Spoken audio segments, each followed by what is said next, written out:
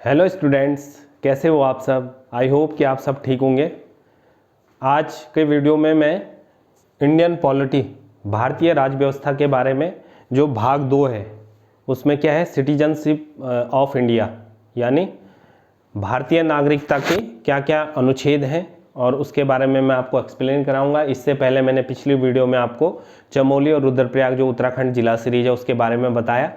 Weekend में मैं 2 class Uttarakhand की लूँगा और बाकी जीएस की क्लासें चलेंगी बीच बीच में, कभी ज्योग्राफी का टॉपिक, कभी रीजनिंग का टॉपिक, कभी इस तरह साइंस से रिलेटेड टॉपिक। और इस तरह तैयारी का जो स्तर है आप बीच बीच में कमेंट बॉक्स में लिख के बताएं कि किस तरह का आपको क्या क्या चीज़ें एक्सप्लेन के दौरान सही लगी और किस तरह चलनी चाहिए, जो वीडियो मैं आपके लिए प्रोवाइड करा रहा हूँ। तो आज मैं आपको भारतीय नागरिकता के बारे में एक्सप्लेन करूंगा। तो बच्चों, भारतीय नागरिकता जो है वो जब हमारा संविधान लागू हुआ उसके बाद संविधान में भारतीय नागरिकता जो भाग 2 में आती है। भारतीय नागरिकता के जितने अनुच्छेद हैं वो भाग 2 में है और आपके लिए होमवर्क है कि भारतीय संविधान में कितने भाग हैं।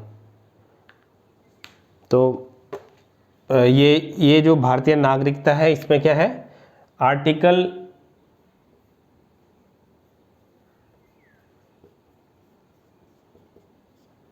5 से और 11, आर्टिकल 5 to 11 के भारतीय संविधान के अनुच्छेद हैं जो व्याख्या करता है, समीक्षा करता है भारतीय नागरिकता की।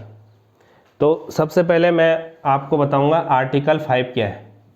आर्टिकल 5 के बारे में सबसे पहले आपको बताता हूँ। आर्टिकल 5 में क्या है कि प्रारंभ से ही जिसका जन्म भारत में हुआ हो, जिस व्यक्ति का जन्म प्रारंभ से ही भारत में हुआ हो उसको क्या कहते हैं, तो वह भारत का नागरिक कहलाएगा। ये तो जिस व्यक्ति का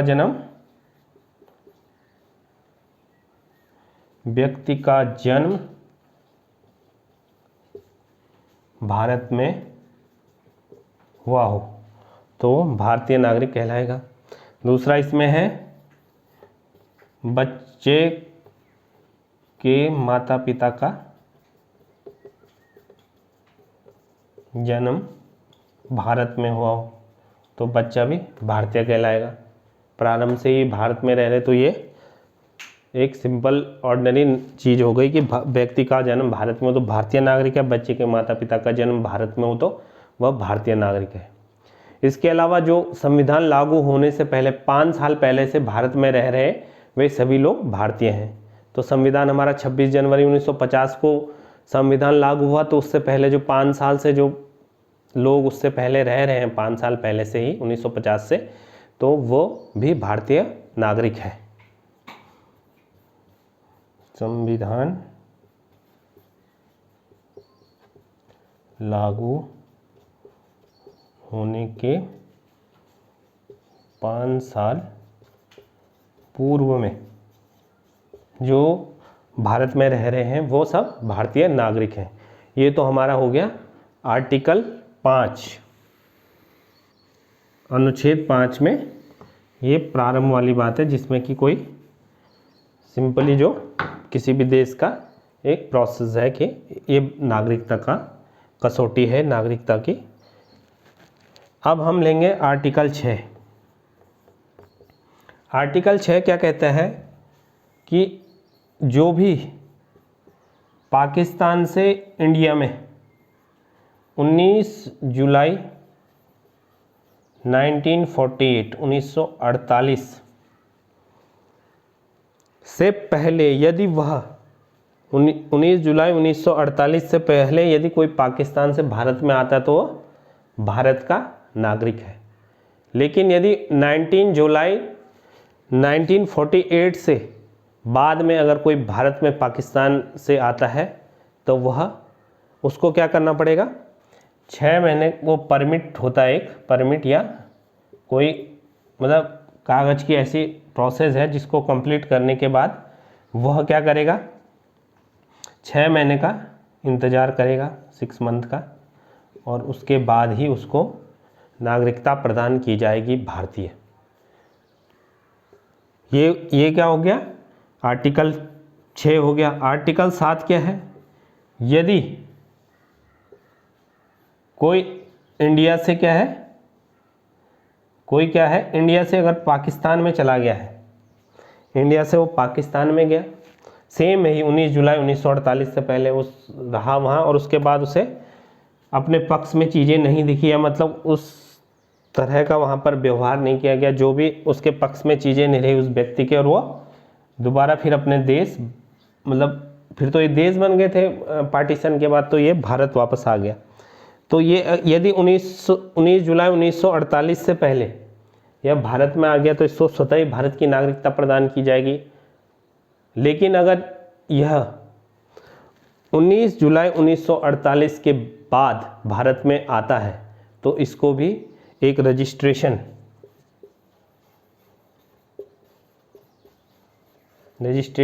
फॉर्म टाइप का कोई पेपर फॉर्मेलिटी है, वो फिल करने के बाद 6 महीने का इसको भी वेट करना पड़ेगा, और उसके बाद ही से भारतीय नागरिकता मिल जाएगी।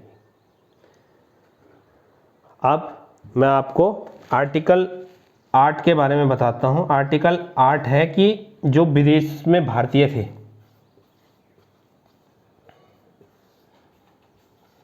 विदेश में भारतीय थे संविधान लागू होने से पूर्व, जो विदेश में भारतीय थे संविधान लागू होने से पूर्व, चाहे वो क्रांतिकारी आंदोलनों में थे, चाहे वो किसी भारत से कोई ब्रिटिश के टाइम पे सेनाएं भेजी गई होंगी, जो भी उस समय के जो विदेश में भारतीय थे उनके बच्चे भी भारतीय होंगे, क्योंकि वो तो खुद भारतीय हैं जो जा रखे, लेकिन उनके बच्चे यदि विदेश में होते हैं तो वो भी भारतीय कहलाएंगे।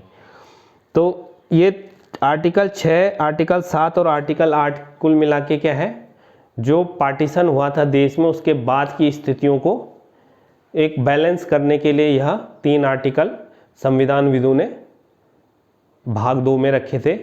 ये उस समय की जो तत्कालीन उस समय की जो समस्याएं सामने आ रही थी उसको रिजॉल्व करने के लिए भारत सरकार ने 3 आर्टिकल रखे थे, जिसका कि आज के जो वर्तमान समय में इतना कोई प्रयोग नहीं होता। ये तीनों समय उस समय के आर्टिकल हैं जो उस समय की जो जनसंख्या है नागरिकता से संबंधित थी। अगर कोई अवैध रूप से इमिग्रेशन करता था उस समय तो वह देश इस मतलब नागरिकता कहाँ से देगा, पहले तो उस समय की जो गरीबी थी, जो स्थिति आप समझ सकते हो कि देश इतनी बड़ी त्रासदी से पहले ब्रिटिश इंडिया से एक डेमोक्रेट इंडिया बना, फिर उसके बाद बंटवारा हो गया, तो इतनी बड़ी उससे गुजरना, और तो ये बहुत ही ज़्यादा ऐसा समय था जिसमें कि काफ़ी समय लगता है किसी भी देश को पटरी पे आने के लिए। तो आप लोगों को ये मैंने तीनों आर्टिकल 6, 7 और 8 बता दिए हैं कि उस समय की समस्याओं को समाधान के लिए ये 3 आर्टिकल थे। और अब मैं आपको बताऊंगा बच्चों आर्टिकल 9। आर्टिकल 9 में क्या है बच्चों, आर्टिकल 9 है यदि कोई व्यक्ति विदेशी नागरिकता ले लेता है, यदि वो विदेशी नागरिकता ले लेता है कोई व्यक्ति, आर्टिकल 9 क्या कहता है, विदेशी नागरिकता के बारे में। अगर कोई व्यक्ति जो भारतीय है, भारतीय व्यक्ति विदेश में काफ़ी समय से रह रहा है और उसने विदेशी नागरिकता वहाँ हासिल कर ली, तो उसकी भारतीय नागरिकता निरस्त हो जाएगी।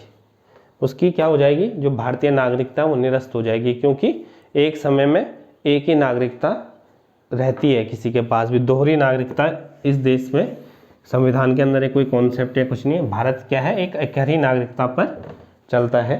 तो ये आर्टिकल 9 था। आर्टिकल 10 क्या है कि आपकी नागरिकता बनी रहेगी, नागरिकता जो है भारतीय आपकी वो बनी रहेगी।